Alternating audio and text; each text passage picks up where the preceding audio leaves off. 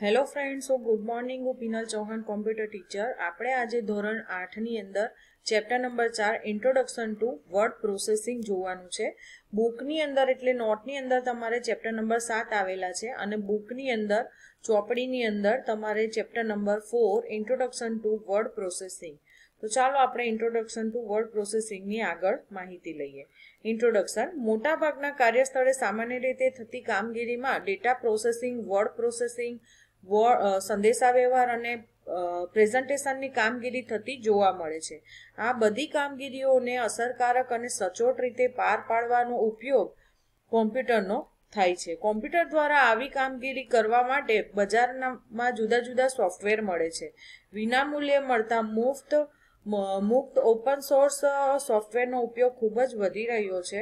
Star office, લાઇબર office અને open office એ open source પ્રકારના software છે. આ પ્રકરણમાં ઓપન ઓફિસના એક ઘટક રાઇટર તરીકે ઓળખાતા સોફ્ટવેર દ્વારા વર્ડ પ્રોસેસિંગ કેવી રીતે થઈ શકે છે તે શીખીશું.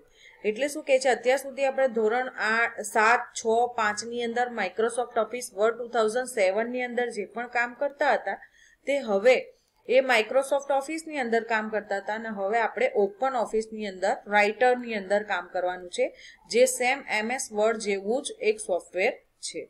Word processing and word processor. આપણે ડોક્યુમેન્ટ દસ્તાવેજ શબ્દની પરિચિત છીએ. એટલે આપણે જે પણ ડોક્યુમેન્ટ આપણે છાપીએ છીએ તે દસ્તાવેજથી પરિચિત છીએ. માહિતી લખેલો કાગળ એટલે કે ડોક્યુમેન્ટ. આવી રીતે જે પણ માહિતી લખેલો કાગળ હોય તે ડોક્યુમેન્ટ. આપણા રોજિંદા જીવનમાં જુદા જુદા ઉપયોગ માટે આપણે ડોક્યુમેન્ટનો ઉપયોગ કરીએ છીએ.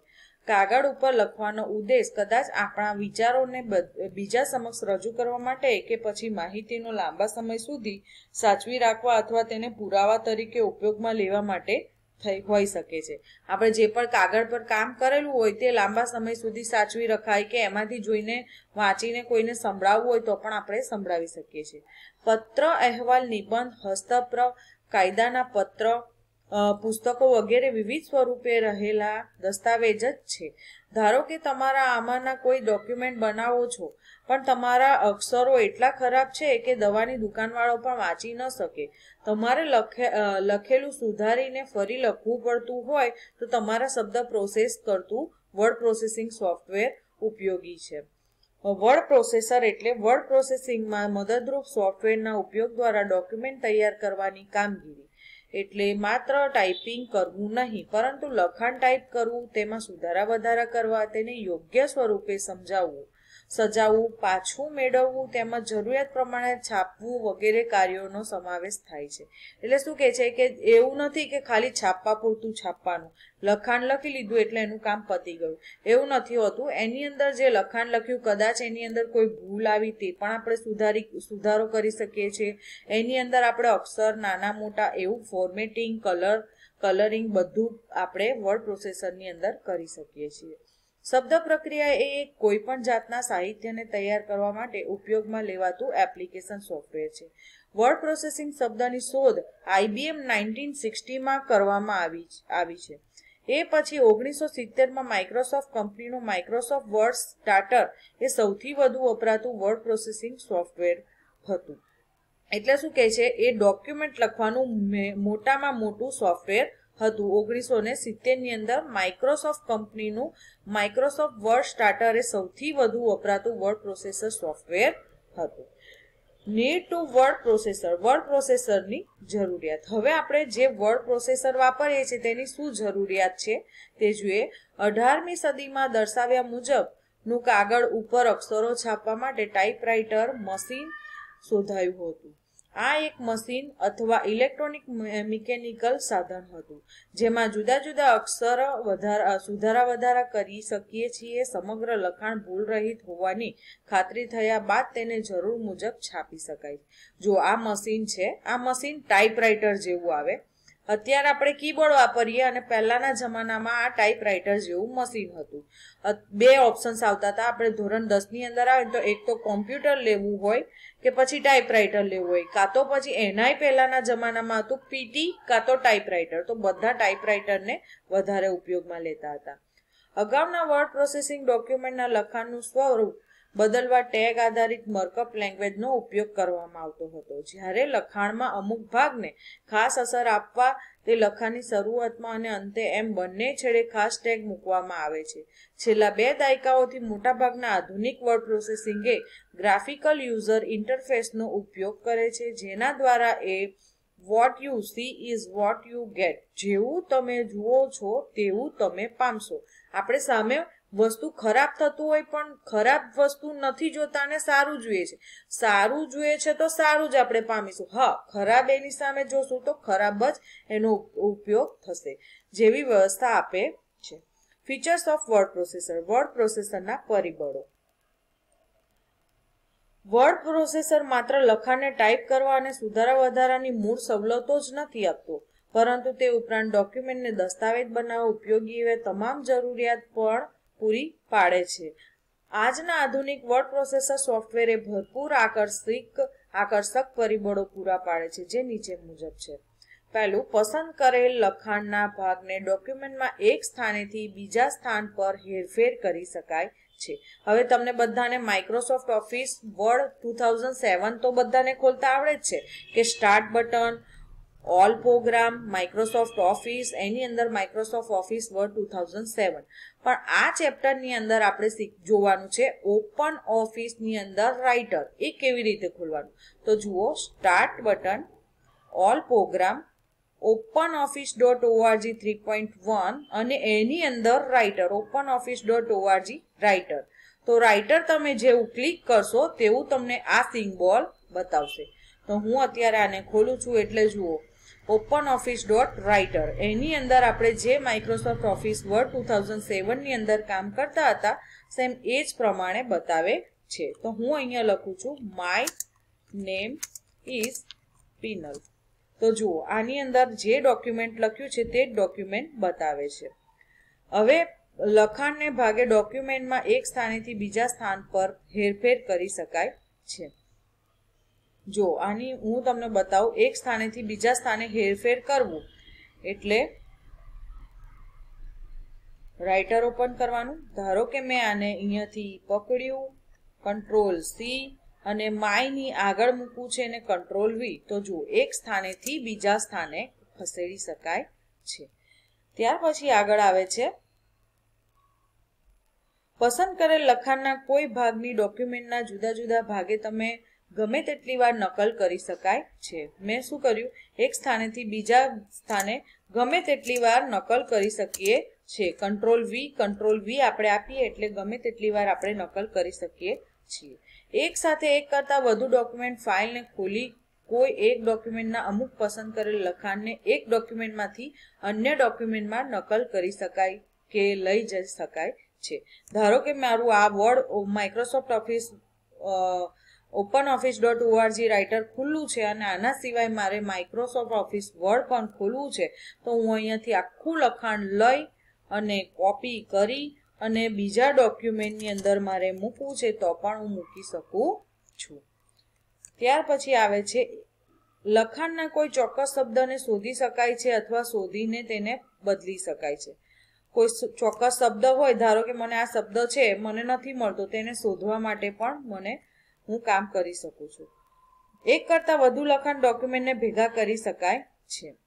ડોક્યુમેન્ટના વચ્ચે કોઈ ચિત્ર કે આકૃતિ ઉમેરી શકાય છે. સરનામાની માહિતી હોય તો તેના ઉપયોગ દ્વારા એક સરખો લેટર અનેક વ્યક્તિને મોકલી શકાય છે. લીટીઓ અને પાનાના ક્રમ આપી શકાય છે. આ બધું આપણે નેક્સ્ટ આગળ ચેપ્ટરની અંદર જોશું. અક્ષરોની ગણતરી, શબ્દના લીટીઓની ગણતરી, ફકરાઓની ગણતરી અને પાનાઓની ગણતરી થઈ શકે છે. શબ્દ, વાક્ય અને ફકરાઓની લંબાઈ એ પણ ગણતરી ગણી શકાય છે. સમય બદલી શકાય છે. ટૂંકમાં વર્ડ પ્રોસેસિંગ એ એક કરતા સોફ્ટવેર છે કે જેના દ્વારા ઈચ્છાનુસાર લખાણ, ઇમેજ અને ગ્રાફિક્સના મિશ્રણથી વિવિધ પ્રકારના ડોક્યુમેન્ટ તૈયાર કરી શકાય છે. તો આપણે આ વર્ડ openoffice.org રાઇટરની અંદર પણ ઘણા બધા પ્રકારના ડોક્યુમેન્ટ બનાવી શકીએ છીએ. Use of word processor. હવે વર્ડ પ્રોસેસર શું કામ લાગે, ક્યાં ક્યાં કામ લાગે? ધંધાકીય જગત ઘરેલું કામકાજ તેમજ શૈક્ષણિક ક્ષેત્રે એટલે કે સ્કૂલ અને કોલેજમાં વર્ડ પ્રોસેસર સોફ્ટવેરના અનેક પ્રકારે ઉપયોગ થાય છે. મોટા ભાગની કચેરીઓમાં પત્રો, અહેવાલો, નોંધાય સરવૈયું તેમજ કાયદાકીય ડોક્યુમેન્ટ અને સંદર્ભ સાહિત્ય જેવા જુદી જુદી જાતના ડોક્યુમેન્ટ તૈયાર કરવા માટે વર્ડ પ્રોસેસર સોફ્ટવેરનો બહોળા પ્રમાણમાં ઉપયોગ થાય છે. આપણે સ્કૂલોમાં, કોલેજોમાં પણ આ સોફ્ટવેરનો ઉપયોગ કરી શકીએ છીએ.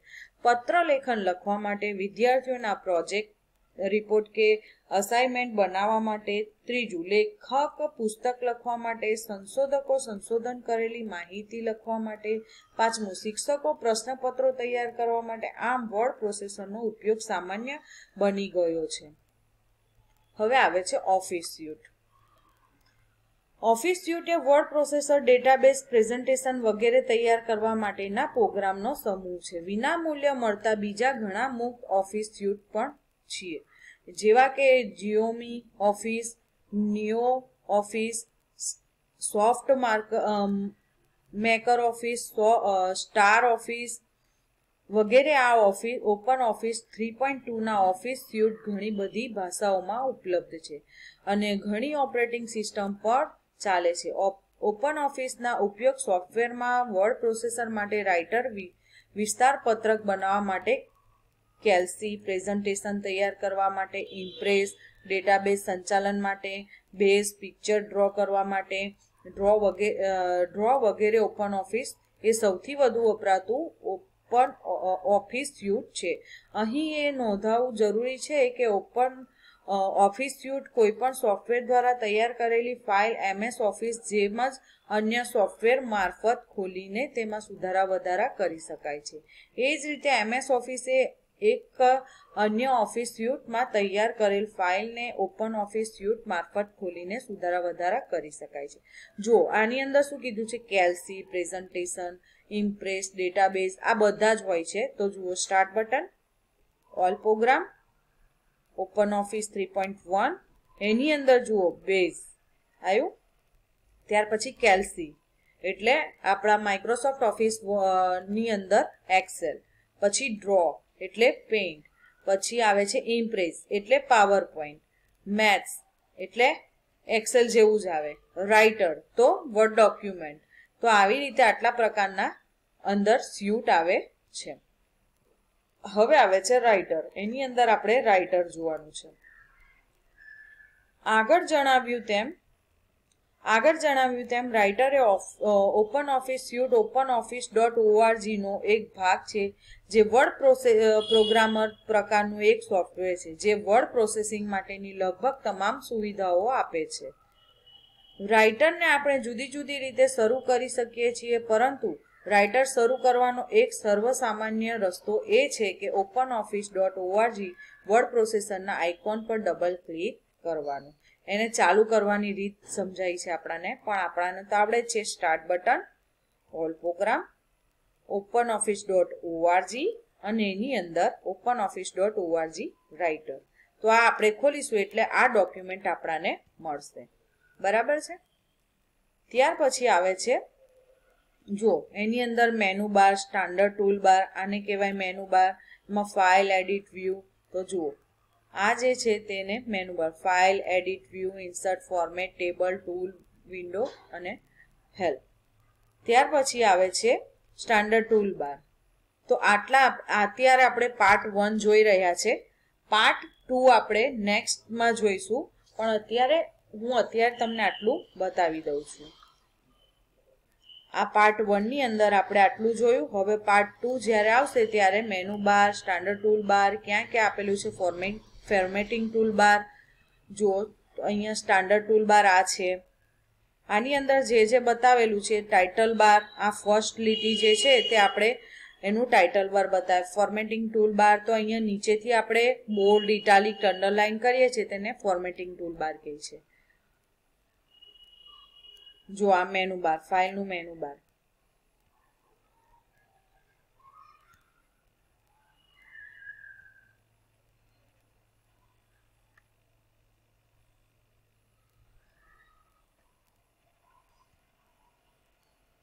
ફાઇલનું મેનુ બાર, સ્ટાર્ટ બટન, એ બધું તો તમને ખબર જ હશે. જો ફાઇલની અંદર મેઇન વિન્ડો સૌથી ઉપર દેખાતી લીટી ટાઇટલ